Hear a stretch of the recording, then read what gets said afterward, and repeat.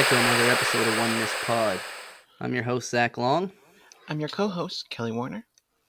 And before we go any further, let's just start out by saying Black Lives Matter. Yes, Black Lives Matter. We're going through a huge moment in history, especially in America, but really it's a worldwide thing, and I'm Shockingly proud of the so. people. Even my tiny town. Well, not my Yeah. town. The tiny town right next to my tiny town. Hmm. They had they had a protest with what looked. I only saw images. It looked like hundreds of people. Yeah. And It's really like inspiring, impressive, and I fucking hope some change comes from this because I do too. And we need. I have to believe. I mean, I'm a white dude. I don't know shit in that. Somebody else who's more directly involved could tell me better, but I have to believe in my heart as somebody that tries to look on the positive that there will be change. It's just too fucking loud right now not to. Yeah, and I mean, it's a week late.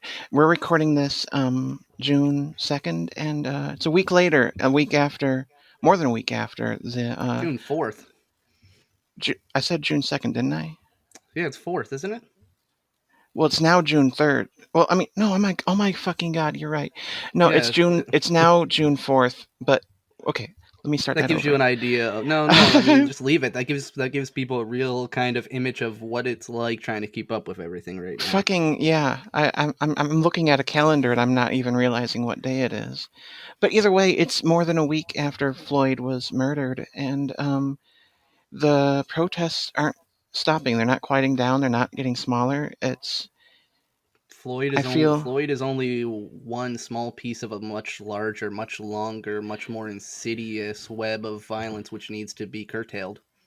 yeah, and we're seeing so much more police violence in this week against the protesters. Oh, and I just want to also say that if you're listening and you have some issue with the fact that we're talking about Black Lives Matter and Oh, the fuck fact that off and we, get the fuck yeah, off my fuck podcast. you. Yeah, we don't fucking want you to listen. I mean, no, fuck you. Go fuck yourself. I don't give a Yeah, shit. We're gonna be talking about one of the best Japanese movies of the '80s in a little bit, and you don't get to fucking have it if you're a cunt no, like that. no, This fuck you. episode's gonna get the explicit tag, and I don't give one flying fuck right now. Okay, Black Lives Yeah, Matter. I don't want to hear any other shit. And that, go ahead and complain. That just gets you blocked. yeah. I mean, fuck it. I'm mad. I'm mad. I'm angry all the time now. And I'm going to be honest, we're going into this episode. We watched Battle Heater probably a week ago, and so we're recording this later than we'd like, and so much shit has happened since then, so much life, so much history, and we might be a little bit fuzzier on the details than we'd like to be, but we're also maybe not in generally the best spirits for talking about a horror comedy about um, evil heaters. But we're going to try because that's what we're here to do. I gotta be That's honest. I'm really this is the kind of first piece of normalcy I've had in a while. I'm actually really looking forward to this, which to might just talking. seem Yeah. just talking about something I enjoy. Which can we say on the record right now? Battle Mm. Heater is fucking insane. It's an insane, crazy movie, and I This fucking movie love it. was nuts. This movie was so insane.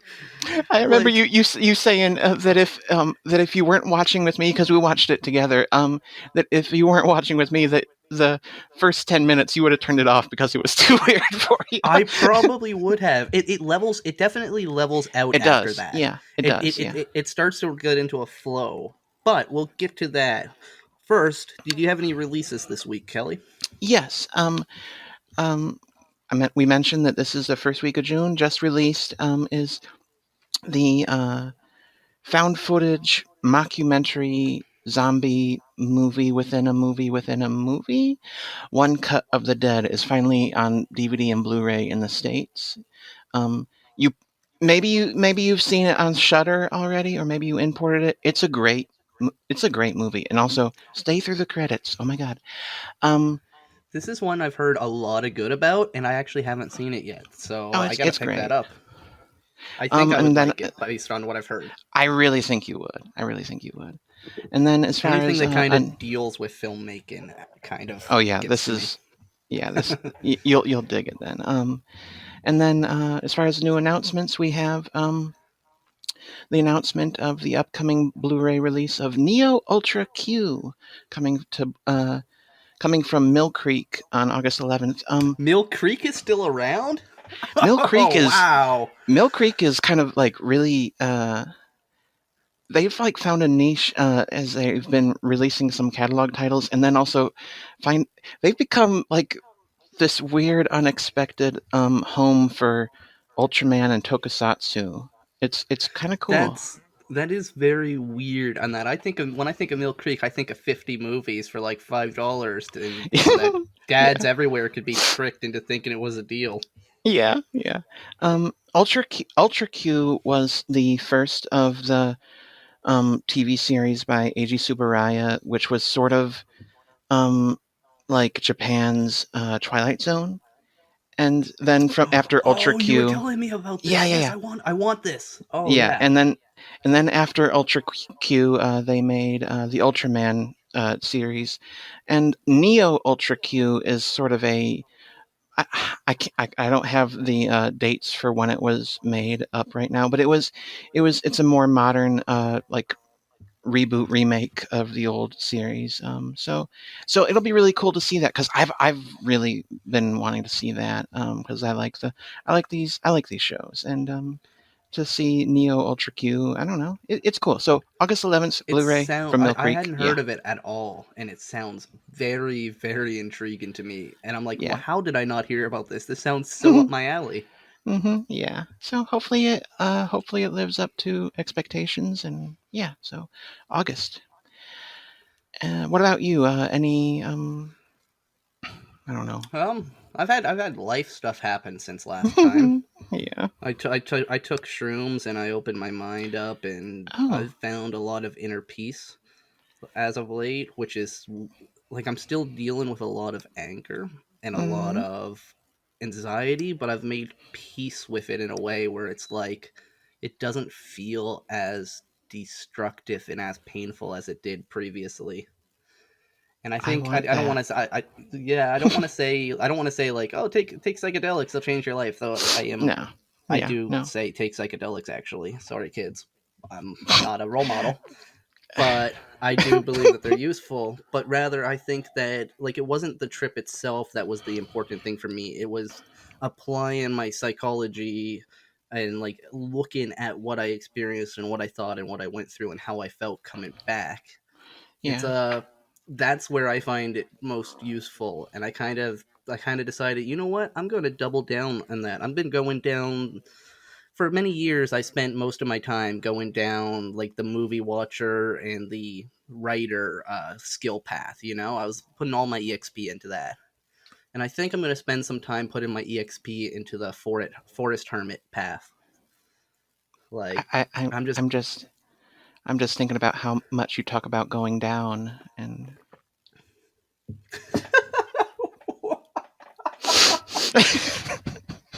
sorry. I'm not editing that out. That's staying in.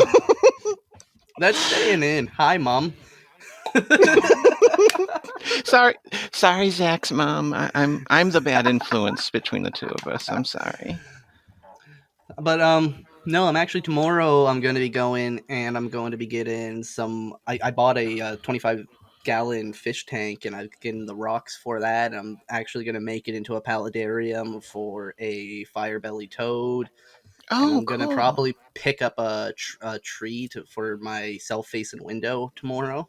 Mm, And like I'm going down this path of like I'm really just finding peace in crafts and art and like even living art, just something. For a long time I've always yeah. been, again, movies and like books, Mm-hmm. and now I'm really trying like all sorts of different things, and I got really big into watching Bob Ross in the last week. Really? Oh, Bob Ross is the most common motherfucker on this earth. Bob, listen, it's whenever you're feeling really shitty, I tell you, just sit there, give Bob Ross half an hour of your time. Mm-hmm. Turn it up a little bit because it's pretty quiet. There's Oh, for 400 sure. episodes that the official YouTube has put up, 31 seasons of the show, and I I didn't know it can went that long. every single time he cleans his paintbrush, it makes him smile the most honest smile I have ever seen in my life. The man loves what he does, He and was a it's treasure. so infectious, and Yeah. which I can't recommend it enough. If you need to disconnect for a little while, Oh, disconnect, I put on do. some I Bob fucking Ross, do. and just let him paint some happy trees. Happy Okay, little I'm going trees to. and happy little clouds and happy little water. Yeah. Okay. I'm gonna do that for next week, and we'll check back and see if I'm saner or not. See, you come. What if you come back next week and it's like, Kelly, what happened to your hair? And then it just cuts to you, and you have a fucking Bob Ross fro suddenly. Well, yeah. I'm always trying new things this year. I mean, so are we all. It's hard to imagine that the killer hornets or whatever was a Yeah, the murder fucking was hornets. Oh my fuck. were the murder hornets were nothing but a B plot. Oh my god. D- They don't even deserve mention anymore. It's just, that was a filler episode. It really was. It's like when you get stuck in the hundreds of Naruto. So coming back from whatever this corner, Zach's Hermit Corner, I guess. Yeah. Do you want to explain to people what the fuck Battle Heater is? I'm going to try. Okay, so That's Battle all we can Heater. ask. Yeah, right. Okay. Battle Heater is a 1989 horror comedy from George Ida. Um, Now, what this movie is about? Good luck. Okay, so some mechanic type dudes just pick up trash and kind of like fix it and sell it and stuff. And the one there's like the apprentice and the teacher and stuff. And the apprentice wants a kotatsu, an electric kotatsu. Now, what that is a table with a heater inside of it. So, like in Japan, there's a lot of sitting on the floor, and you have this heater in the table that you stick your legs under, and it keeps you warm while you're on the floor and So stuff. when we talk about, sorry, No, go ahead. uh, Go. when we talk about a heater in the coming conversation, and that just keep in mind we're talking about a table with a heater in it, not like a radiator on the wall. Right. Yeah. So they're very they're fairly common in Japan. I think more in the past than they are now. But and so this dude brings it into his apartment building. This apartment building that a monk at one point says is going insane. Um, I mean, he's right. no, he's right. This That apartment monk is building is insane. Every character in the this movie that building, we're in is insane. yes, every character inside this apartment building is up to something weird. There's the rock star next door that wants to steal our guy's girl. There's Uh, there's the random couple that have murdered somebody, and yeah, it and they're takes until the end dismembering of the them. movie to figure out who it was. Yes, we don't know. I mean, they're dismembering them, and it's kind of funny, but also what the fuck is going on? And then there's It's that part is really funny. and then the Like the look on that or the look on that corpse's face is one of the yes, most enjoyable things in any movie ever. and then there's the Ozu couple that haven't ever troubled anyone, and you What know is an Ozu couple, Kelly? okay, so I call them the Ozu couple, but It is apt. I will give you that, but just in okay, case listeners don't know, all right, so one of Japan's most famous filmmakers of all time was Yasujiro Ozu, who was very prolific in the 40s, 50s, 60s. And he made these dramas and comedies about basically life in Japan. They were like these slice of life dramas, but they were so sweet and so serene and honest. And even though there's a quality about them that's both so foreign and also so immediately human that you can't help but relate to it anyway as a Westerner. And I adore them. I adore Ozu movies. And so these characters in this movie feel like they totally just came off an Ozu set. They're just so nice, always smiling and nodding. Like, you can taking totally their imagine. time. Yeah, yes, just slow, so slow, taking their time. You can totally imagine the old man played by Chishu Ryu or something, Ozu's most regular leading man, and so they're just so sweet, and then they kill themselves. It's Well, really okay, interesting. we're still in the summary. We'll get to that. We got to get through. Uh, The so summary, so what he brings happens? this What happens is yeah, he brings yeah, it home, he and brings this it Kotatsu starts to home. murder. Yes, there was a seal on it, and he removes the seal because just looks like a coin that's stuck into it. And he removes the seal, and that unleashes its inner evil. We later find out that the heater bears a grudge. We don't know why. I don't remember that part, so Yeah, we'll get to the that when it yeah, happens. and Uh, so the heater begins. It plugs itself in, starts drawing power from the building, growing more powerful, and then eating people.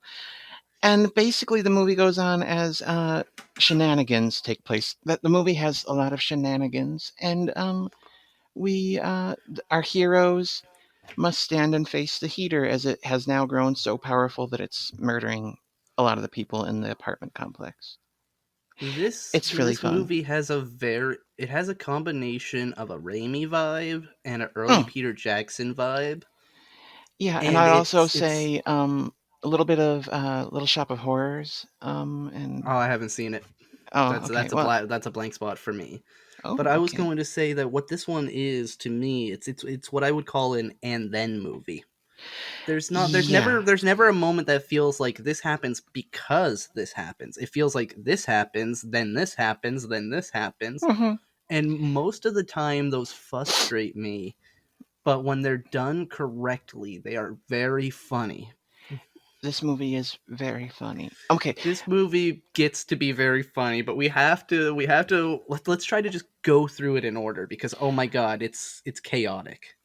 I mean, it's like, how can we even try to explain some of this and try to give you any idea of what the fuck this movie is? Well, you know what? Let's get the hardest part out of the way first. We need to talk about the opening. We need to talk about we need to get to Yes, the meteorite. But before we get to the meteorite, I think that I think I that's need to talk about that fucking that the truck. truck. Okay, all right. I really think I that we can almost like we can try to talk a little bit about some of the rest of the discussion of the film, but I think if we describe the first like 10 minutes, like you're saying, the opening, you'll know what this movie is. All right, so our I need to set this truck up because this part broke my fucking brain, I Kelly. know it's so This wonderful. part broke my brain. So, audience, and that Kelly has seen this film, and I would say that you even love it. Yeah, I mean, I think I was giggling through almost the whole movie. You Yeah. were giggling so much. You were. It was one of those. Okay, so a couple weeks ago we talked about the secret of the Telegian. At which point you said you were so annoying, and then You were. yes, yeah, but I was annoying this time, you wasn't were I? annoying this time around. So don't worry, and that it's all coming back, baby. It's all coming back. But Okay. Well, sorry. one of the things though was like as I was just going through what I would call a mental prolapse, you were laughing so hard at my confusion, and I need to try to convey just how fucked this is. Like, because we're in a truck with some dude, and a matter of circumstances happens, which you can fill out in a second. But basically the truck goes rolling off the road, Yeah. and then the truck goes rolling. It's rolling, it's like to the side, like an arrow would roll, and it then hits like it was like the hill the road was at the top of a hill, so it rolls down this hill and then it Yeah. It lands on rolls all into like a fours. ditch or something. Yeah. Yeah, and it rolls onto all four wheels, and it seems safe, and then suddenly the same van with a The same giant truck. Yeah. wheel, like the same truck, van, whatever it was, the same vehicle, like it's the one we just watched roll. It then rolls onto the itself and crushes itself, and we never ever address that No. again. And Yeah. that So. broke my brain so hard trying to figure it out. Later, a fucking meteorite comes out of the sky, and I'm like, oh, whatever, a meteorite with the title on it, that makes sense. But what the shit was that truck bullshit? Okay, so to chat, just give a little bit more context. When the truck rolls, it's so clearly a like a toy, a miniature. Yes, it is absolutely a I miniature. mean, it's not hiding it. This is a miniature. We know this looks fake. Watch it roll. And then we see the miniature truck, and then the tire of the real truck comes down and crushes it. Yes. So I watched the film with the commentary, and George Ida, the film's director, says that the reason why he did that, even though it's never explained in the movie, is as a fuck you to the studio. So basically, he was fighting for budget. He was fighting for more money the entire time he made the movie, and you can tell. You can tell. You can The, tell this thing is kept together with like some. This is a MacGyver production. yeah, and it really. I mean, some of the later stuff in the movie really could have used more money. Oh, It the really. later stuff is so fucking boring.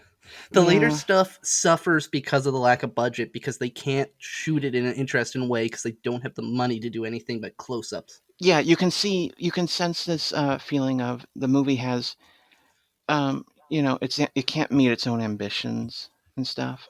It's like the But Masters anyway, of the Universe of Japanese battle heater movies. so the A very, very large category of yeah, film. so the director wanted to have a real truck go over the hill. The studio said, "No, we're not doing that. We don't have the money for that." And so he said, "Fine, then we'll do the miniature." And they said, "Okay." And then, as a kind of a fuck you for making him do the miniature, he decided to destroy the miniature with the real truck. I don't know. It made sense to him. Oh, you know what? I get that, but it's just It's so bizarre. it's But such a weird moment that nothing quite like that ever happens again. The rest of the humor in it, like it's outlandish, but it kind of all gels together. Where that just seems like such a it's an outlier in a yeah, film it that breaks the fourth itself is an wall. It outlier. breaks the fourth wall and stuff. Yeah. Oh, it shatters the fourth wall underneath a fucking wheel. But then even in that scene, there's still stuff that's just insane. Like the fact that the driver, played by Akira Emoto, who's great in the movie. He's really funny. He's really good. He's very, very funny in this. Yeah, very dry. And he's driving, and they tip over, and while crashing, you suddenly realize there's a second person in the car. This guy that looks dead. His eyes are white, and he just flops onto the dash. I had And no. so I was like, did they? Because I wasn't sure no, why he was crashing. I was like, did he hit somebody and that there person's was now in like a his light car? on the Is there a highway. ghost? Well, which is also why I was like, was that a ghost that's now in the car with him? Like, Yeah, and I couldn't make sense of it at the time. no, I don't really know that you can. But so this guy that his coworker that was riding with him that you didn't see until they basically crashed, basically sleeps like the dead. And so our Akira Emoto pulls out a taser and zaps the guy back to life. And this is normal. He zaps the guy so hard, he goes, "Wow, that like that should have killed someone else." Yeah, Which is like, were you just trying to murder the man? just totally normal. And then as they drive and home, and drops the guy off, and he gets his Kotatsu, which jumps out the back of the truck and hits him in the head.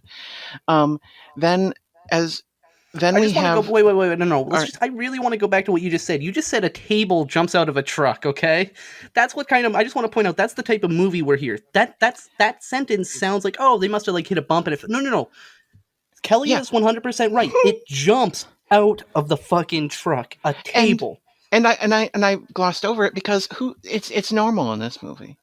In this movie, it's perfectly fine. But in if you're still in my shoes at this point where I haven't gelled with the movie yet, you're still like, what is that? Why did where who what? It wasn't until they went inside that it made sense to me. Oh With yeah, the when it old gets couple, inside. with the old man and the long pauses. Yeah, and but before that, the title. Now, here's how the title is presented. I We love have this. a Buddhist monk walking on the road with sunglasses at night, and um, the All right, truck Corey drives Hart. past him, and he's like, "What? That truck is crazy!" And then he looks at the apartment where the film will take place, and he goes, "That apartment is also going crazy." And then a meteorite falls from the sky, hits him, and he goes flying, and the meteorite grinds to a Well, halt, and it has the title on it. Are we And, okay? This is a weird question, uh-huh. but are we sure that it was a meteorite? Because he just looks behind him and it's like already on the ground going at him. I Like thought it it's was just coming out of the sky because I mean it does come uh, out of the sky at the end because it comes back and it hits him with the yeah. Oh, end you're right. It meteorite. definitely the end meteor is definitely a meteorite out of the sky. I just it might have been, we might see it come out of the sky. Then I just remember it being on the ground at one point, and it's just him just screaming. Yeah, yeah. And this monk Surprise brings cameo. us.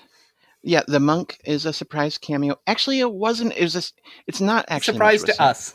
a It was a surprise to surprise to us. us because we didn't know who it was until No. later.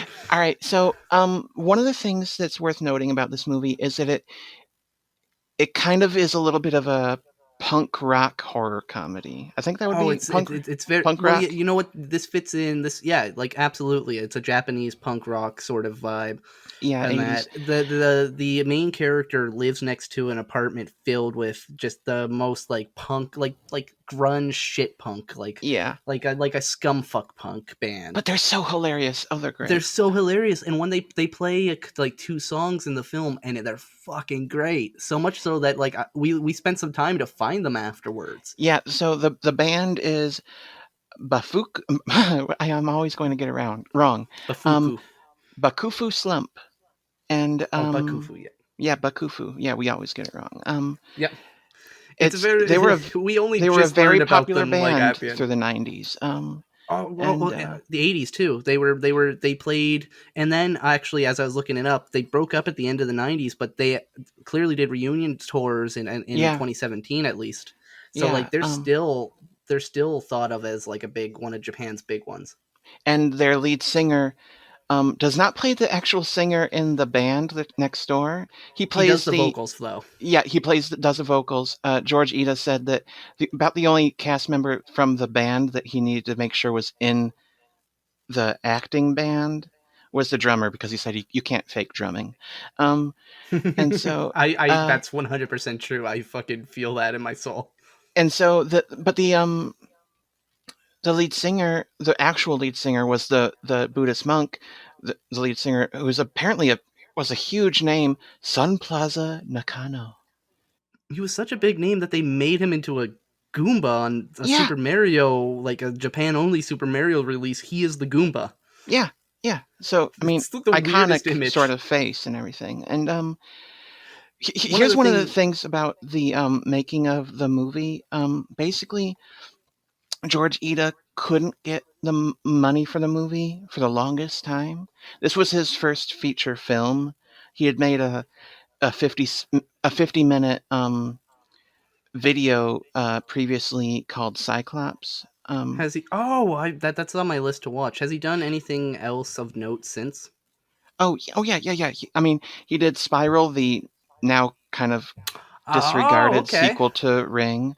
Another Heaven, Dragonhead, Tokyo Babylon 1999, and most recently the TV miniseries Iron Grandma, which also starred Akira Imoto. Um, Huh. but here's the thing. He couldn't get money for making this, and I mean, he wasn't yet 30 when he started making this movie. That doesn't And surprise me. no, no, it really has that This vibe has of the a attitude of young, a young dude. yeah.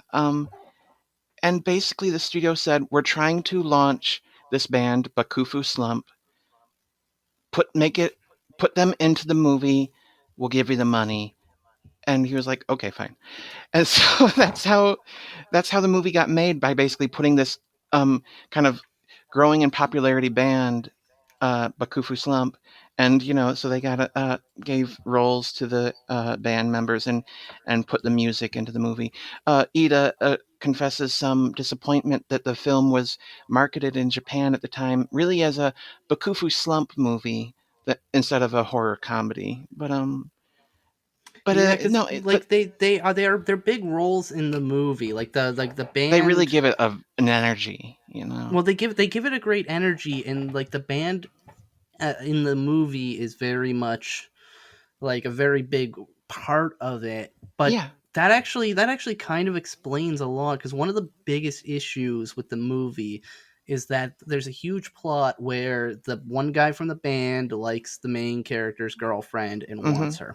Yeah. And so they basically do this trick in order to get her to come out to a show that they're doing where they're gonna get with her, and there's a whole subplot about why that's a comedy thing, and it's there's a whole bunch of like misunderstanding and everything, and what Hmm. ends up Hmm. happening is that a whole bunch of crying girls from the high school end up at this concert thinking it's something else. At the The apartment band, complex. well, at the apartment complex, literally in the band's apartment, they tear down the wall of the main character to make it larger. Hmm. And so all these people are here, and it's like, okay, well, if the band was not originally a part of it, it's like that had to have a different ending then, because you don't have Yeah. that ending. Yeah. And it also, when you talked about the limitations of budget, you see that the most, like, you see that Hmm. huge in the fight between the heater and the heroes, but you see it even more in the fact that you have all of these extras in this place. You have the heater behind the drummer start to go evil and start to like eat people.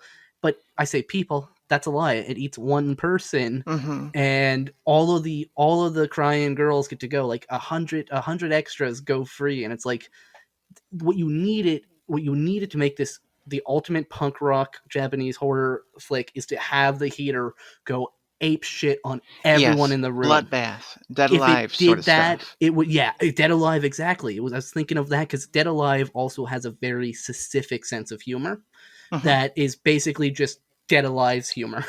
Yeah. And this No. this is this has a sense of humor that is just Battle Heater's humor. And so if they had gone full bloodbath on that, I think that this would be one of the films that everybody talks about still. Yeah, no, I agree. And Iida even says that he'd like to see the movie remade, but he wants nothing to do with it. But and to me though, I really think that I mean, listen, I do love this film.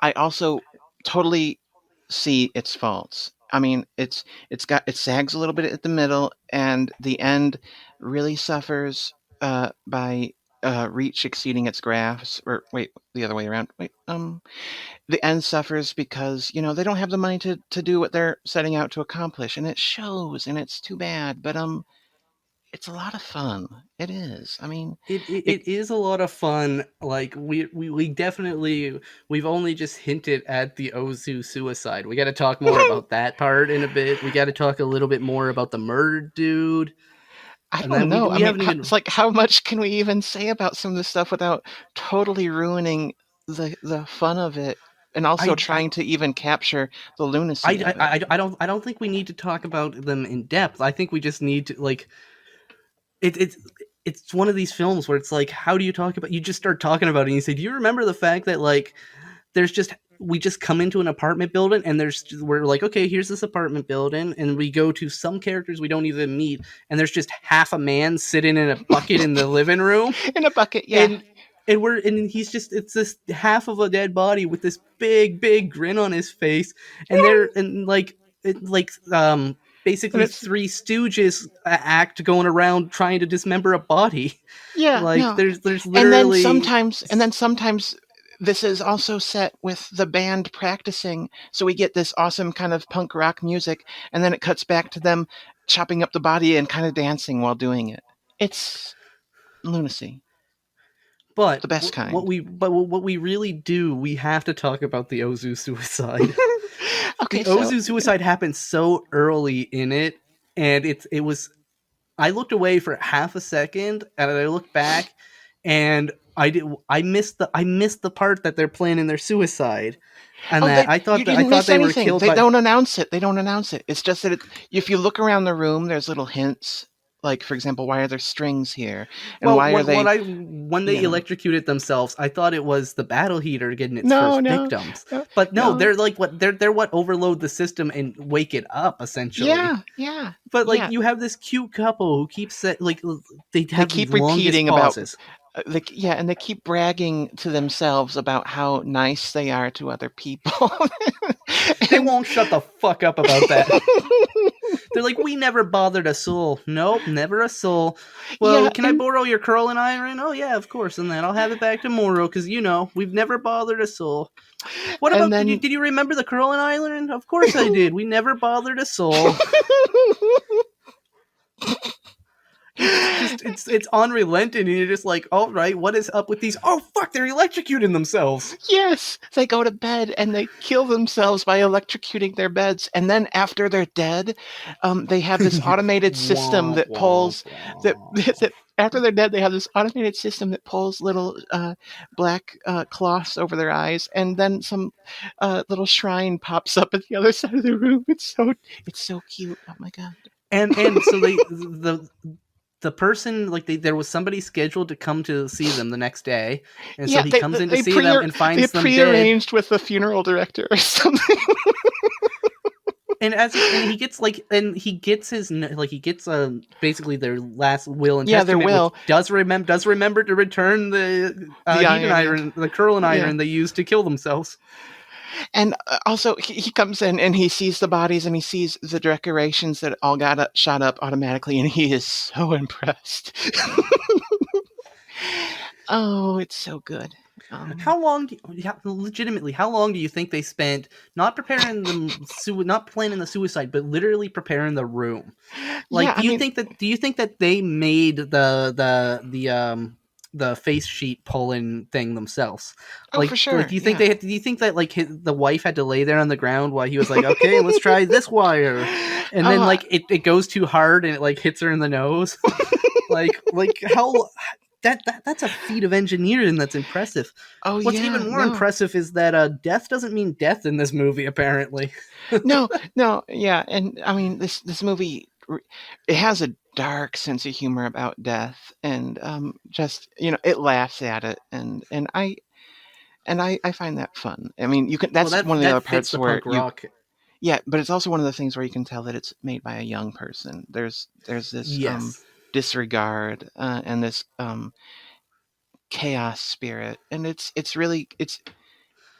I really like Chaos it. spirit is a good way of putting it, because this film is at its best when it's being the most chaotic. Hmm. Hmm. Actually, well, you know what? No, I'm gonna take that back. And that it's at its best when it's being the most measured with its chaos.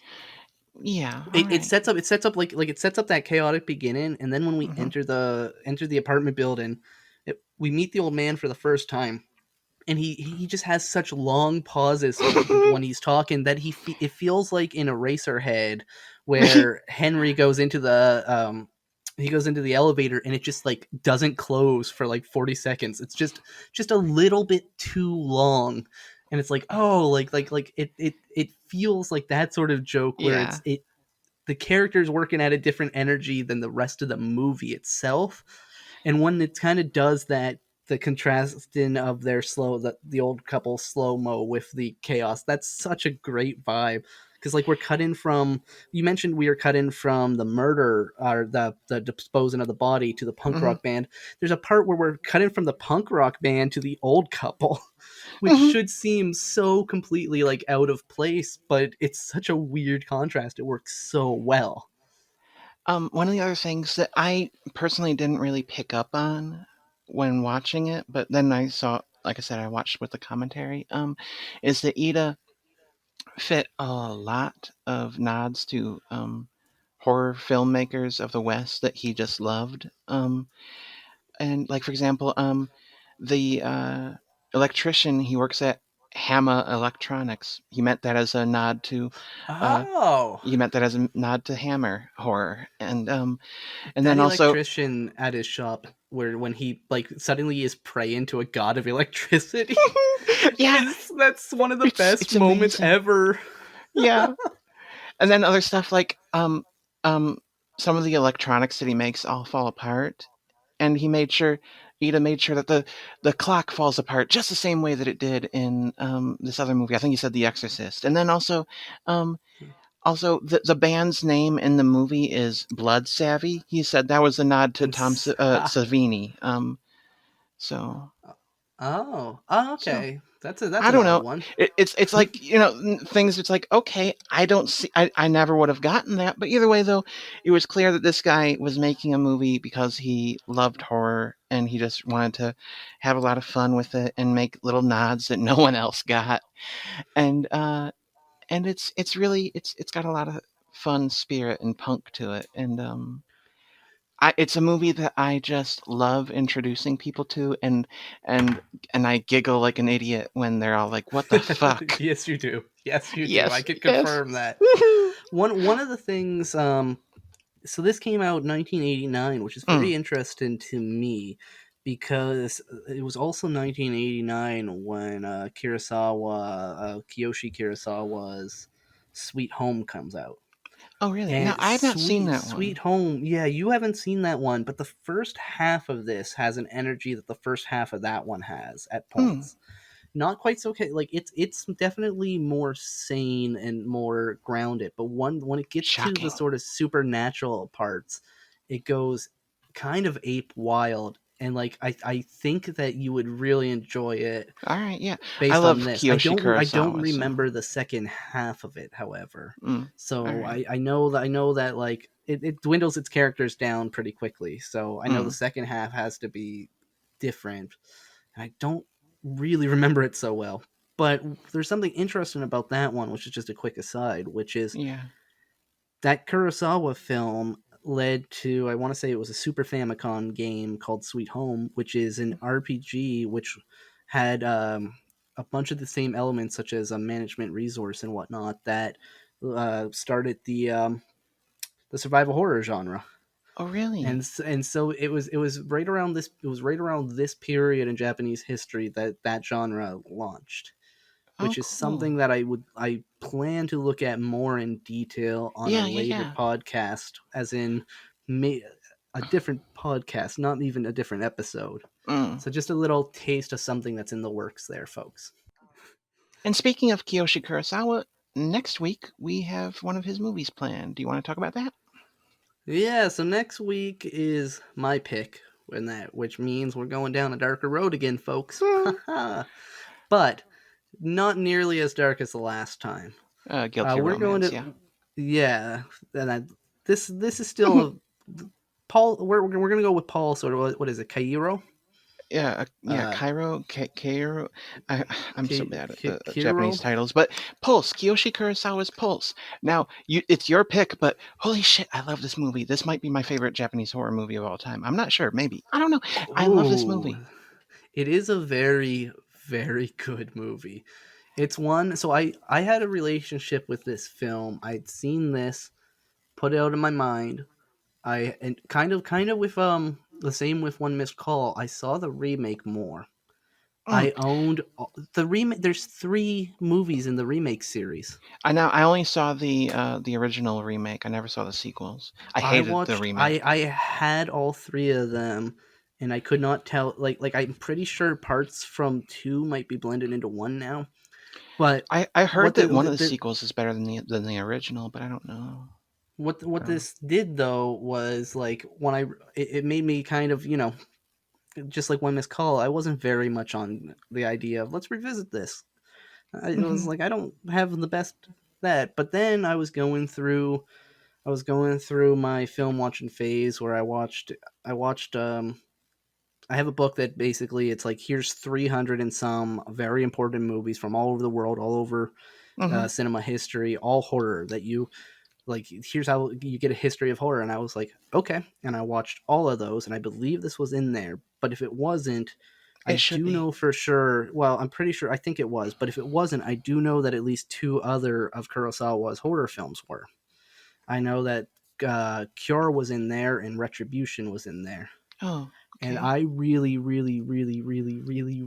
like Retribution. I know you're not as big on that one. Yeah, no, the other two. That's third out of those three that we're talking about so far. But yeah, it's a good one. I like it. But I yeah. loved it. There was a moment in it that fucking terrified me. So I said, you know what? I'm gonna rewatch Pulse. And Mm. when I rewatched Pulse, that movie is so good. The original, Mm. it's very measured, it's very methodical, it knows exactly what it's doing with an atmosphere and it's or with its atmosphere, and it's been just this side of long enough since I've seen it that I think that it's time for a revisit.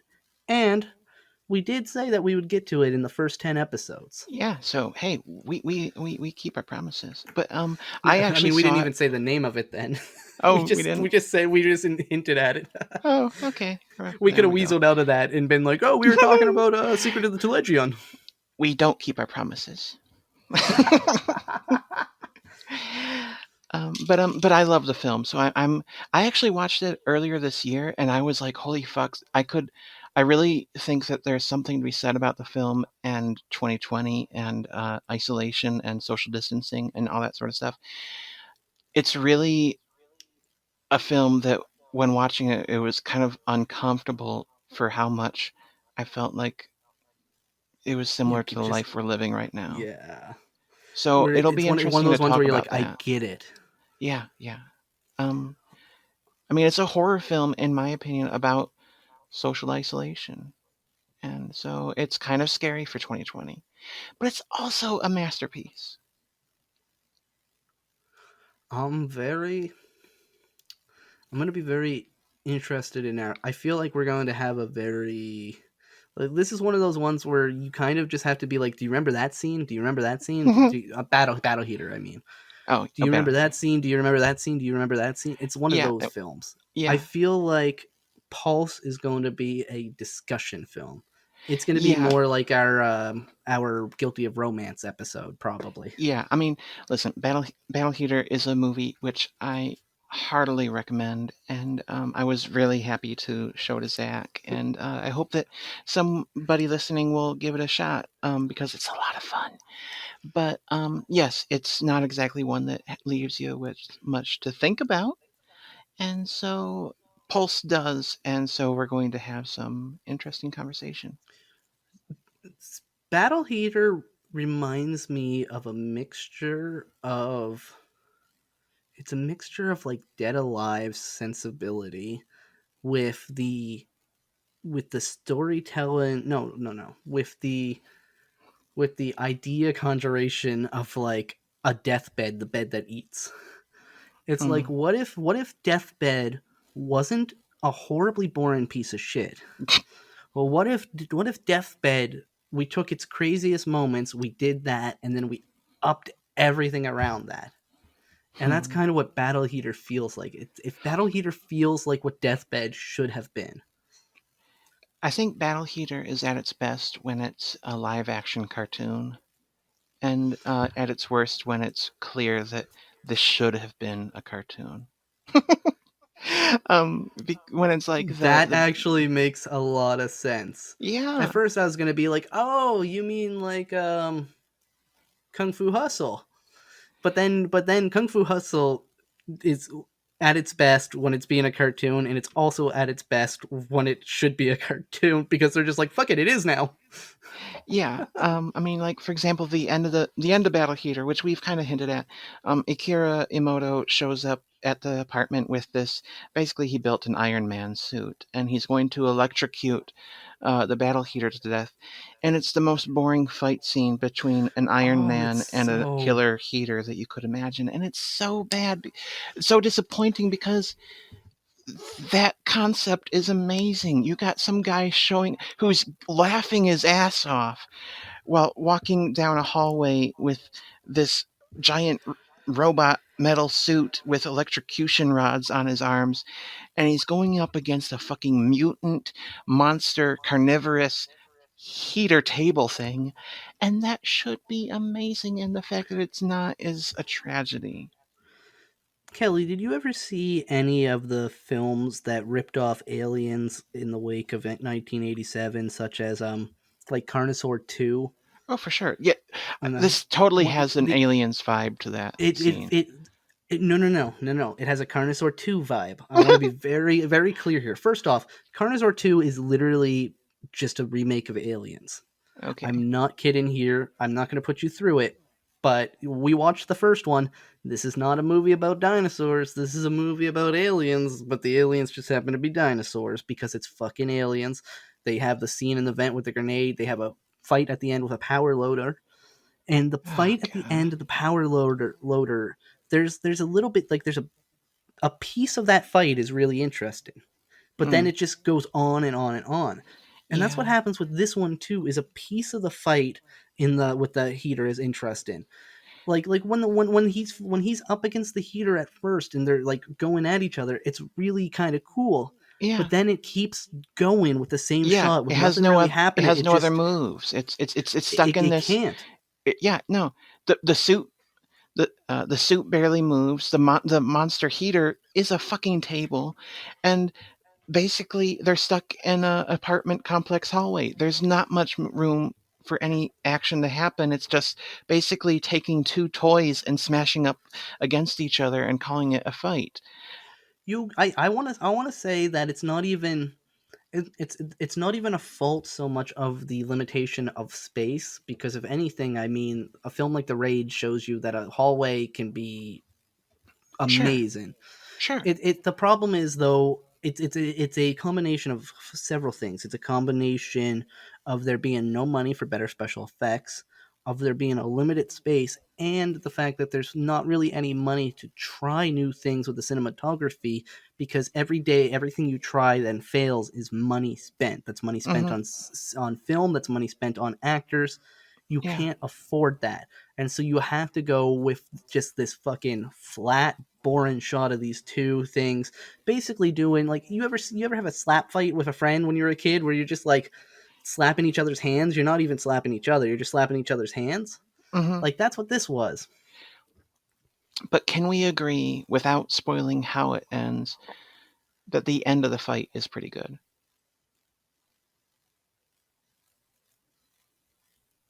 You don't remember I it? don't remember it. Oh, honey. Uh, Okay, we're gonna cut this part out. What happens? they Oh, fades okay, yes, away. yes, yes, yes. Okay, I was thinking about that. I thought I okay. Yeah, yes, we can definitely agree that I totally remember that part. I didn't need a reminder off mic about what happened. Nothing like that. I totally agree. I totally remember. What a great way to end that fight. He's a lying fuck. Hell, You can edit that part out. I might. It's Or fine. maybe, I'm sorry. or maybe I'll just edit. Maybe this episode will just be 60 minutes of you saying he's a lion fuck, he's a lion fuck, he's a lion fuck, he's a lion fuck. And then it'll be like, what the fuck did Zach release? What is this? What did Zach do? Did did did did, did, did Zach like dox Kelly or some shit? What is this? You're not a lying fuck. You're a very nice person, and I love you. I love you too, Kel. Oh, fuck. So join us next week for Yeah. We're professionals. I mean, I'm probably just gonna leave all of that in. Join us next week. We don't know what the fuck we're doing other than the movie We're Pulse. watching Pulse. We know what we're doing. Yeah, and That's the one thing we're doing. And We're only doing one thing, Kel. but we don't even do it well. We have one job.